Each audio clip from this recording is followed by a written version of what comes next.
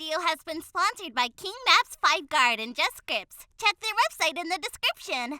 Hello everyone, welcome to Zexus development. In this video, we are going to install a extended Pillbox parking map into our FiveM server. So without any further ado, let's get to the installation process. So this is the map which we are going to install into FiveM server. I'll put the link in the description below.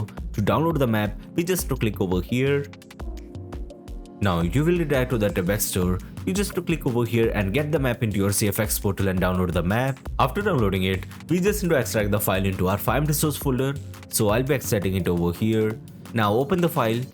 If you're using Gap's Pillbox, for that you just open this folder. Then copy this file from here and you have to paste it over here. So I'll be keeping it default for now.